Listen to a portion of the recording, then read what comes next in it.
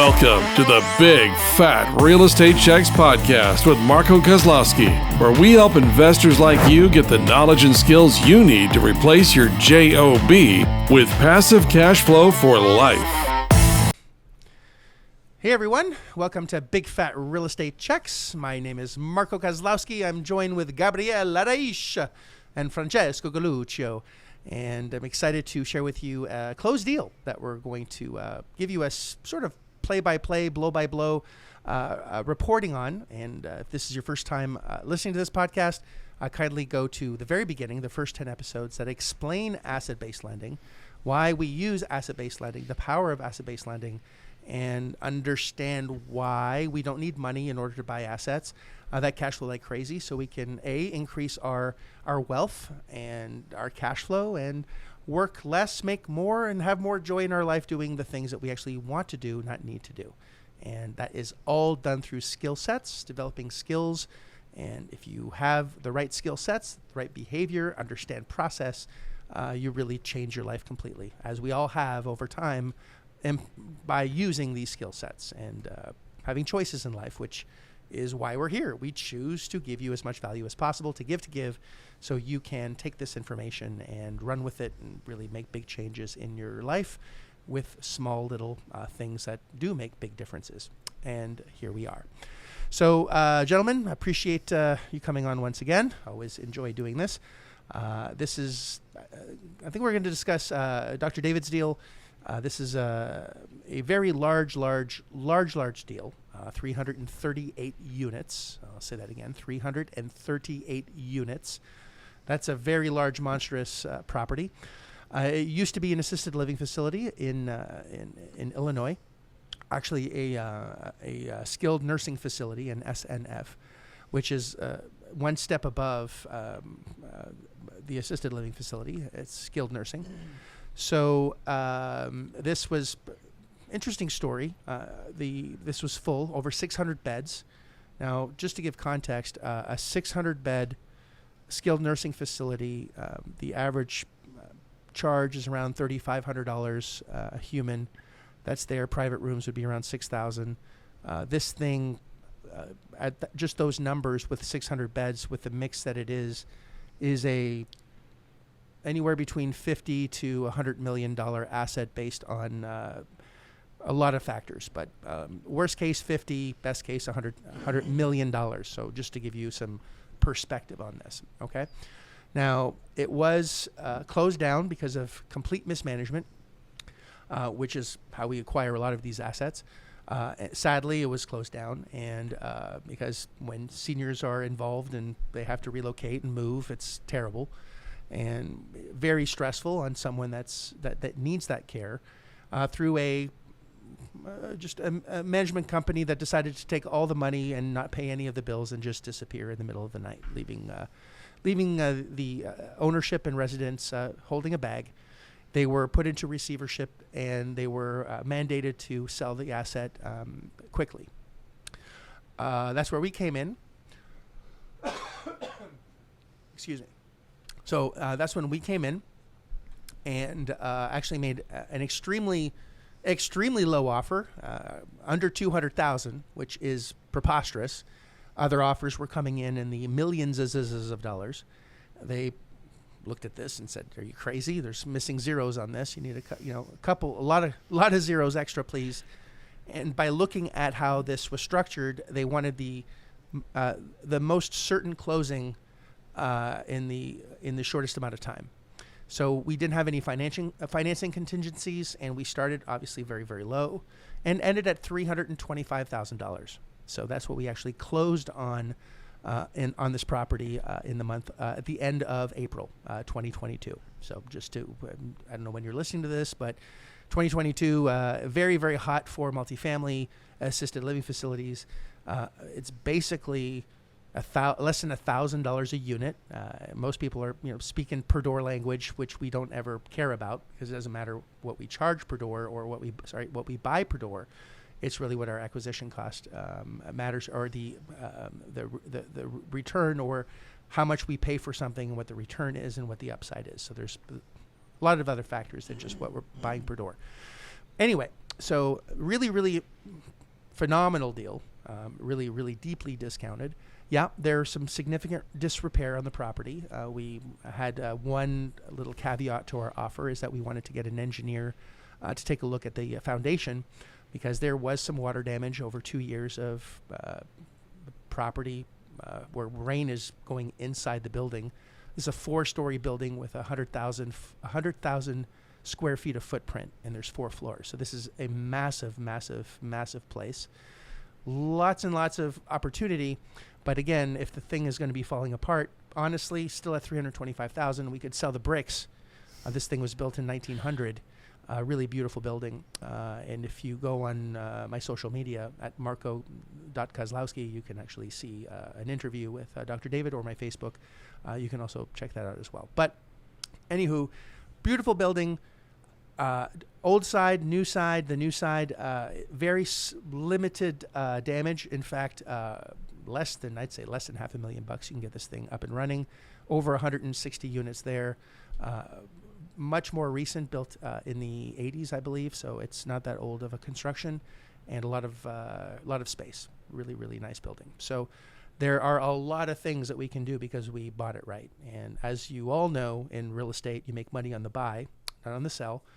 And even in this time of everyone asking above retail, which is in April of 2022, I have no idea what the market cycle is going to be when you're listening to this podcast. It doesn't really matter. There are opportunities at all market cycles. If the interest rates are high, low, market's hot, very slow, always opportunity, as long as you know what you're doing and buying it right. Number one, it cash flows the day you buy it. And or you structure this where there's no way you can lose, which is what we're going to be discussing in this podcast as well. So massive opportunity. Yes, there's going to be some investment in the making this into the best use of space, whether that's going to be an assisted living facility again, or conversion into apartments, or creating a housing halfway house of some kind, or even a drug rehab center. Frank is going to get into those options, I think, a little bit later. But there was a process to the negotiation of getting to the number that we got at. We certainly didn't start with anything close to $1 million. As I said, we started well under 200,000. Gabe actually was very instrumental in getting to the finish line. We work as a team. And so once we got around to the number, then we had to go through the hoops of actually getting things done properly in order to get to closing. But just to make a long story even longer, we closed at 325.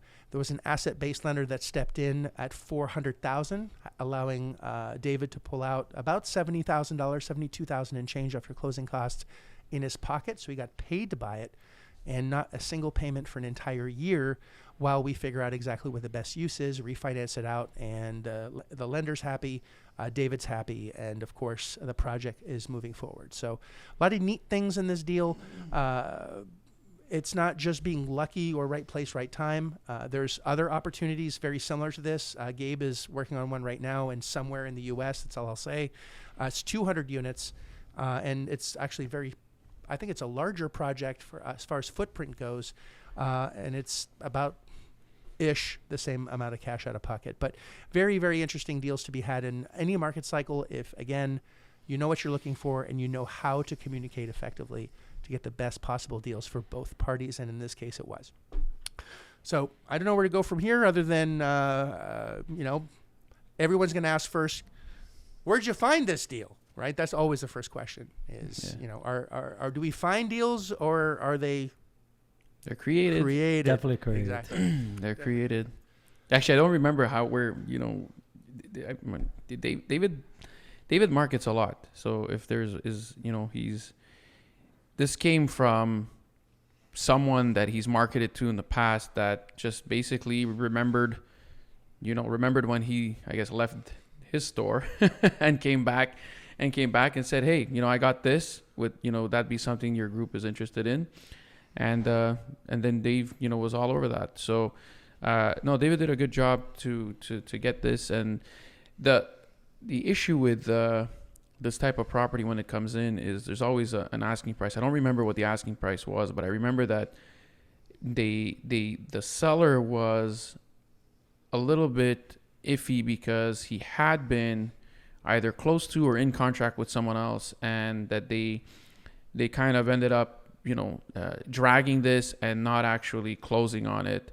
The why this happened, this has been going on for a long time, right? Yeah, I have an answer to that actually. It was a group out of New York, and there was it was in the I'd say over $1 million less than 5, because we had signed a non-disclosure. So I can comfortably say over $1 million and less than 5. So within that range. And they did a really neat due diligence study that cost them over $25,000, where they put these markers all over the hallways of the property and had humans and drones go through it to map out the exact within 1 millimeter. I don't know what that is in inches, but very small number. The exact dimensions, look, and a CAD drawing, basically a 3D rendering of the entire building. And they were there for 2 or 3 days doing that to convert it into a multifamily. That was their goal. And they were under contract forever, and they didn't close. And that really pissed off the other party. When we stepped in, they were like, what the hell? Now, the good news is we actually bought all their due diligence material at a drastically discounted price, like pennies on the dollar, because they have no use for it. They'll throw it in the trash anyway. So since they don't have a use, maybe we can do something with it. So again, a negotiation was done there as well, and David did a great job actually with that. I think he bought it for like $5,000 out of the 25 that was there, which that's amazing. Yeah, and it's useful. So naturally, even in theory, with what Marco said in terms of the value of this thing once it's up and running, if you're looking at something in the 50 to 100 million, even if that group came in at $5 million or the ask was $5 million, that's a great deal at that number. That there's really most probably wouldn't even think twice and would just put it under contract at that price. But of course, that's not how we do things. So yes, the first offer was somewhere in the in the very, very low 2s, and obviously below 2 actually. Yeah, below 2. Yeah. Our first offer was we'll buy it cash next week, on sight unseen, below $2 million, and then they were really upset about it. Of course, we want to know. Yeah, that's right. It was well below 2 million or well below 200,000. 200,000. Forgive me. Yeah. I was going to say that. If I said 2 million, no. Well below 200,000. Yes. Correct. Oops. And of course they said no, which is exactly it's exactly what we're looking for. And then that's the kind of the game of ping pong would start a little bit, and every time. Don't say ping pong. Don't say ping pong around Frank. Frank's gonna go crazy, especially at this time. Frank, should you have a beer at this point? We don't want to relive that episode. Yes. Oh, well, it was funny from our point of view. It was, I'm sure. But inside joke, guys. Yes. Inside joke. So that back and forth, and it's funny because every single time the number, they were inching up or inching down from where they were coming down, and every time David was like, "Oh, this is a really good deal, and this is a really good deal." Yes, but the process is not finished yet. And there's we have the impasse that we keep talking about, that we need to reach that, and eventually we got there, but it was a process of continuously coming or having them come down. It was come down, and obviously what we had to offer here was exactly what they were looking for. They wanted something done quickly, cash. No, long due diligence, no long closing periods, no hoops to go through and whatnot. And like Marco mentioned earlier, all we needed was an structural engineer's report, just to make sure that foundationally this property was sound. Because if foundationally it's not sound, it changes the whole ball game. So that's that, and we made sure that was going to get done really quickly. And so we finally got to that point where there was an impasse. I don't remember what the number was at the impasse, but it was probably, we were lower than 325, obviously, and we had to bridge the gap to get to 325, and the bridge was that we'll get there, but we need a little bit of time to get the structural report done. Yes, exactly. So we were, I think, $10,000 apart, and we said, we'll give you 325. We'll do you a favor. That's right. At 325, right? But we need the time that it takes to get a structural report, get it done, and we'll close within XYZ amount of days after that. And it was important because if we don't have that trade-off, or if we don't have that impasse, we can't get that trade-off. And for us, it was extremely important to get that structural report. Like I said, if the foundation is upside down, then that changes the game, very significantly in terms of cost. So specifically too with condemnation, if it's structurally unsound and the city were to condemn the property, then then they can technically bulldoze it, at our cost. And if the buildings are too close to each other, we won't be able to use the other one because one's condemned. So it opens up a whole can of worms with process of monetizing this thing. We couldn't flip it. We couldn't do any. Well, maybe we could, but someone would have to have the expertise to fix the foundation, blah, blah, blah, blah, blah, blah, blah. And, we're kind of fucked at this point, and that's not what we want. We didn't want to get into that, right? Yeah. So no matter how cheap it was, right? Correct, no matter how correct. cheap. And that's why the impasse was crucial here. And even if we were $10,000 or $15,000 apart, for them that was a major difference. But we still got it done really quickly. I think we closed within 30 days. Ultimately, they got their money as soon as the inspection report was ready. 2 weeks later. So it was clear. Yeah. 2 weeks later, we were, we had the cash lined up and it was done. So that was pretty neat and it was fun because even though I think David thought this was a deal like at 500 or 700 or wherever they were at one point, and we kept like, no, just follow process, ask them to come down, and they did, because we were providing them with what they wanted, and they just wanted out with a quick exit, quick and painless, I want to say, and that's pretty much how it went down. I still can't believe that they went all the way down to that number, but. But you said David thought it was a deal at 500. But even if you did pick it up for 500, from what I gathered, it's still a deal. Actually, it's still a deal at $1 million.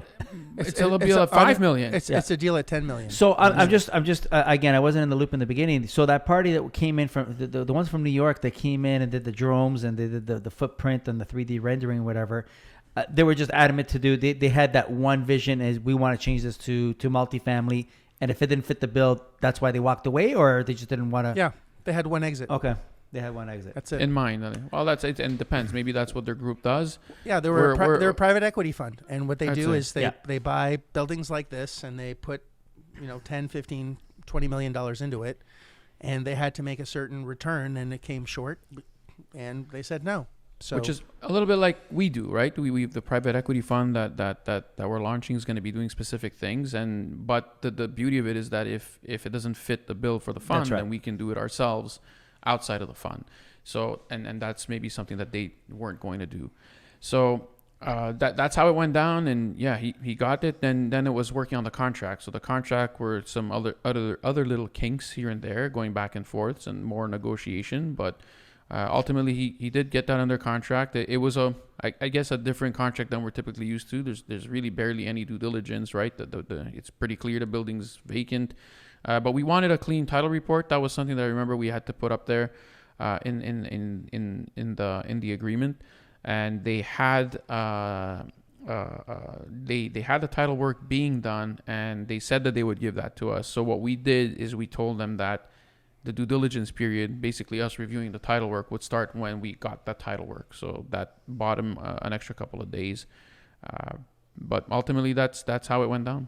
Well, they didn't get pushback because, again, what Marco said before is you came from a perspective of we're going to do you a favor and buy this property and get you what you guys are looking for, which is that that certainty of close, and that because they went someone else brought them through the ringers before and didn't crystallize the close. So maybe that's why they didn't give you all that pushback. And asking for a clear title is not uncommon, and it's a realistic request. So kudos to David. That was that's something, being patient and following the process. Where you could have grabbed it at $1 million, I guess. You could have grabbed it at 500,000, I guess. But you grabbed it, in the threes, which is a phenomenal deal. And you could do so much with it. And I think the luxury that David now has is the way you guys structured the deal is, from what I'm understanding, he ain't paying nothing for a year.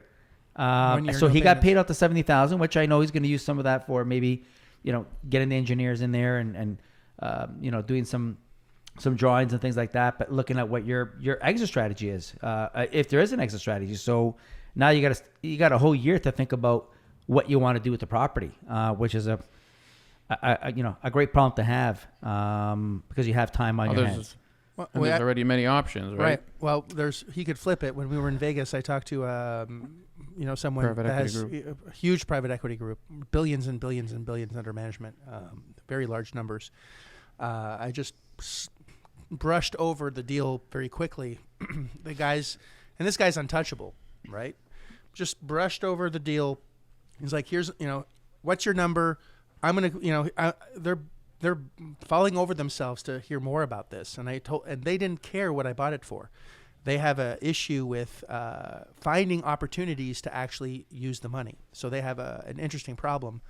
And the number that they were throwing around was like maybe 20 million we could buy this for. We only buy things retail because that's our mandate. We don't want to buy anything more than retail, less than retail, because we know if we buy it retail with these numbers, after we put the money in, let's say they bought it for 20, they put in 17 or 18, then they're at 38, and this thing is worth 100. They're still only 38% of the actual value of the asset. Yeah. So they don't care target IRRs. Yeah, exactly. So which is internal rates of return in private equity speak. So as long as they have a really good internal rate of return, they don't care if it's 20, 30, 40. Money at that point it's the return that matters, not the purchase price, which is exactly what we say, but they're at such a scale that they can and want to pay retail because that's in their mandate and that's in their PPM. So I believe as long as it checks all the boxes, we could instantly flip this thing for 15, 16 to $20 million based on whatever they say. Now, I haven't even shared this with you guys yet, I don't think.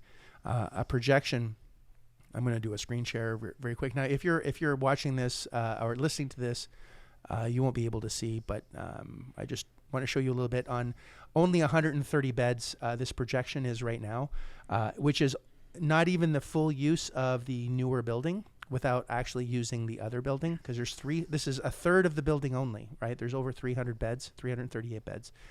And we did a projection of if we renovated this and put about $11-12 million into the asset, we'd be losing $590,000 in year one, and this is with 2 beds being filled every month, only 2. And by year 4, we actually have a $1.8 million net. And if you take $1.8 million, divide that by, let's say, a 5% return, it's a very exciting property, and that's just a third of the actual building. So a $1.8 million net, I can't do that math in my head, but I think it'd be around $36 million asset, right? $36 to $40 million. Only 130 beds within a 4-year period of time. Actually, even year 3, we're actually netting $1.5 million. So, very, very exciting numbers on these things. And again, David had 0 money involved. I'm going to say this again: 0 money involved. So if we go into including marketing, 0 total, all in, right? Mm-hmm. Now, you can also do a drug rehab center because it's a historical building. It's a beautiful building built in the 1900s prior to the First World War. Like, this thing was built like a brick shit house, all concrete, 4 stories, beautiful, really beautiful, beautiful, beautiful. I think I've said beautiful 100 times. But there's a lot of uses to that. So, Frank, I know that you've done a lot of studies on different things, and I just want your input on the different uses of something that can be quite exciting. Well, I like the first exit where, unlike the first group that was looking to buy this, where they had a mandate to buy multifamily as per their fund, this fund that you approached and just brushstroked it and gave them a few details. Their mandate, their problem is we got this money from our partners in this fund that we need to deploy, and their fund is on ALFs, which assisted living facilities. Listen, there's stats even in Canada. The aging the population of the aging is getting quite substantial. I think over the next 10 years, I can't say for the U.S. because it's a much larger number, but I'm just saying it's just going to be magnified. It's growing. It's growing. So things like ALF, even if it's not an ALF and you do a senior living facility, which is, where the seniors just get together, because my understanding the property also had some common areas or like a conference or something like a not an atrium, but there's actually there's an atrium. Oh, there is an atrium. Okay. Yes, if you take a look at the layout, it's on half of the building. It's just take a square and then put 4 squares within the square, and in the middle of those 4 squares, in the middle where they interject, is an atrium where they Nice. and it's common area, large, massive kitchen. The kitchen is as large as my house. It's a massive kitchen, and the common area where they do dances, bingo, everything's there. The beds are all there. Everything's there. It's fully furnished. Yeah. It's bananas. So yeah, you could do a senior living. It doesn't have to be assisted. It could just be a senior living with with all that, all the goodies, and you can make it upscale if you want. And because you mentioned it's an older building, I bet you. Well, I bet you most likely the city, the county, and even the state is willing to lend a hand in restoring that, because it is quite a large building. It's a large footprint in that community, and I'm sure even the community members and people that live there want to see that building used for something useful and back in circulation into their city, because no one wants to see an abandoned, that's a village. They don't want to see that abandoned and not to go to any use. So I think whatever you decide to do, like you said, you could do a medical facility, because there's 3 separate dwellings. Man, you can venture into other things as well on the other dwellings that are not attached, that complements whatever you're doing in the main building. Drug rehab You center? could do drug rehab, medical facility, and I know Dr. David. Well, he's a doctor, so it's without. That's easily $10,000 to $20,000 a month on that. So Per. and there's another. That's 133 beds that we did, and 600. So we're not even tapping into the projection that I shared. Now, is it a possibility to still change it into a multi? Or you can do a multi on one floor, then you can have senior housing on another floor. There's elevators. There's everything you need. It's all there. So David's got an option to either, just what you said, flip it to a fund that knows that wants to do it and knows, they have a proven track record to do it and they got to deploy it. He can also find an equity partner that is already in that space, whether it's a medical facility, an ALF, a senior living, halfway house, whatever. And still take a piece of the pie, so that he could be really creative. Say, hey, you know what? You guys come with the bucks. I found a deal. You come with the bucks. Do your thing. And I want X amount, and I want to be a passive investor in here with 30% or whatever, 40%. He takes a back seat. There's a prison or 2 prisons actually within a 25-mile radius. Okay. So there's a halfway house or whatever that process is once Rehabilitation. Yep. What's Rehab. that called, Frank? After you got released from prison, where do they put you? Actually, you know what? It's classified. I can't tell. But classified. you know what? A lot of hotels use that as the halfway houses. That's where they come out of jail and they go there and they rehab them, and they're trying to find them in employment, and they're trying to reintroduce them back into society. So, yeah, having that much space, if there's a prison nearby, that's we didn't even go Seem into to the know a lot about that stuff. hotel. I was kidding. I Frank. was looking at one of my hotels to do that, because they actually phoned me, correctional services, and at my hotel in Ocala, and that's what they wanted to do. They were going to take all the rooms. So basically, they're leasing all the rooms, and they're putting these type of people in there, and it's there's so many options. Even if we do some VA stuff, if we gave, let's say, 100 rooms to VA, I'm just doing What's some VA for your listeners? It's a Veterans Association. Let's say they pay around 700 and change, about 726. So 726 at 100, because there's a shortage in the area. You're looking at 72,600 at for 100 of them at 12, and that's $871,000 gross. Let's see. Sorry, guys. This is usually a little bit slicker. You're looking at about $525,000 net on 100 of the units if we're going to do that, which actually is less profitable, honestly, than the ALF. But it is. It's out the door faster, and there's less regulation. So you could have ALF. You could have different sections doing. Actually, you know what? You could even do. I know we associate ourselves with a domestic violence for women group, and they're quite large actually. And I'm sure there's something out there as well where, sadly, women get abused at home and they need a place to stay temporarily till they get back to their lives or whatever. So you can do a hybrid of all those you just mentioned. There are government programs that are there's money, billions of dollars of money available to do different things, and even grants available to do different things. So we're looking at all options right now with David to see exactly what the best use of this asset would be. And again, he's all in for $325,000, not millions, 325, no payments for a whole year. That's how it's structured with the asset-based lender. Asset-based lender doesn't care because there's only a $400,000 lien on this massive property, and they hope that David doesn't refi. I'm sure they're salivating. Yeah, they're every day. They're like, please, David, don't pay. That's how asset-based lending works.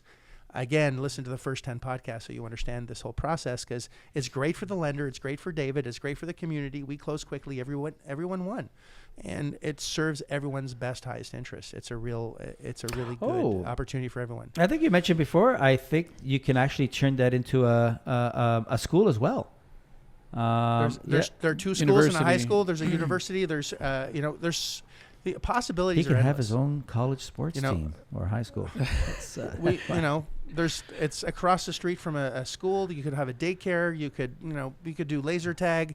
I know there's a few television shows that have already offered to rent the place for an abandoned building, scenery, or horror movies where it's in an assisted living facility or have that hospital look of things happening in a hospital where they're going to rent it for looks like thousands of dollars a day. So it's Frank, just you give you an extra. Yeah, I like it. We may want to rent it.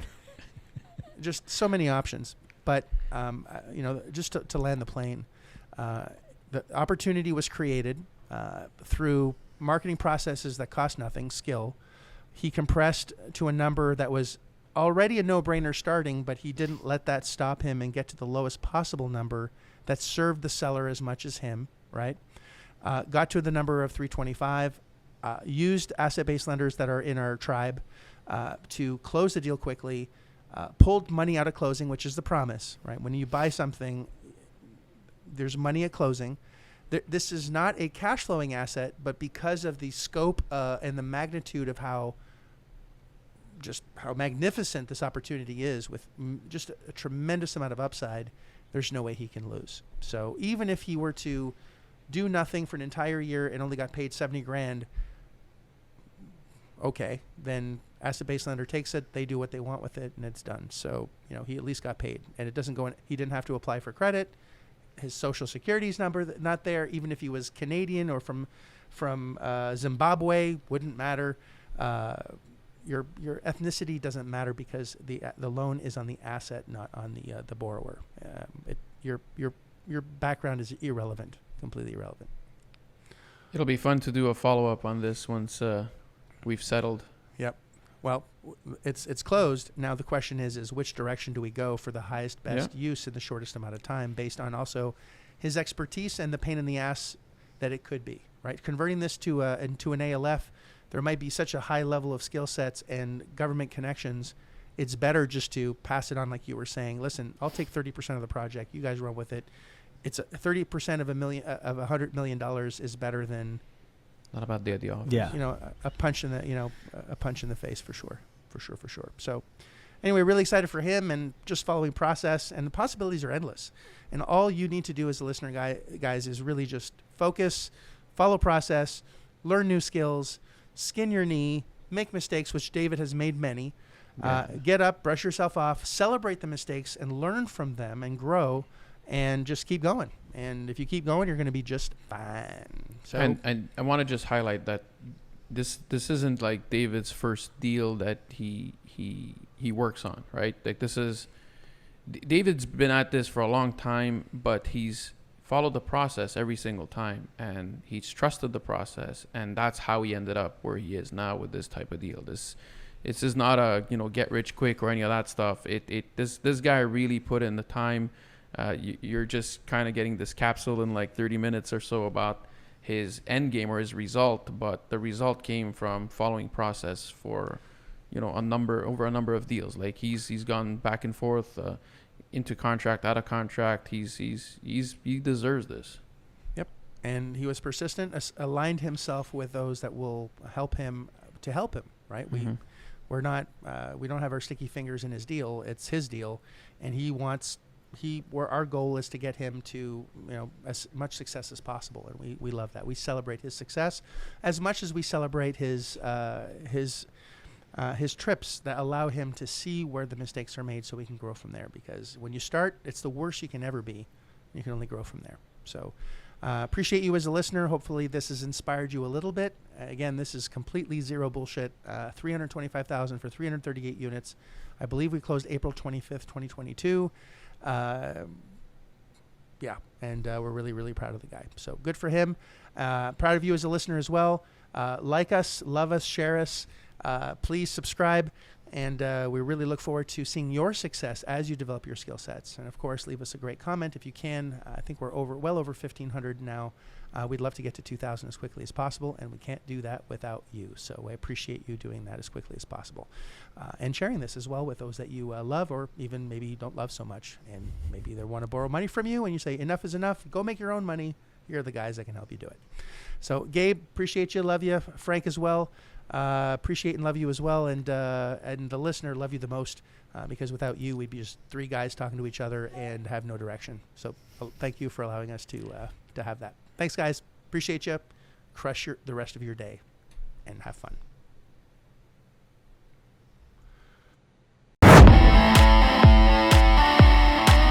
If you like this episode of Big Fat Real Estate Checks, then show some love by leaving a comment and a good rating. Also, as a thank you for tuning in today, we've got a special free gift. The journey to passive cash flow for life starts by finding deals, and it's easier than you think. Simply go to getdealsbytuesday.com, enter your email address, and we'll send you a free quick start course called Deals by Tuesday. Even if it's 11 p.m. Monday night, this course will show you how to find discounted real estate deals by Tuesday. It's that fast and simple. Go to getdealsbytuesday.com and start your journey toward life-changing cash flow today. Thanks for tuning in, and we'll see you on the next episode.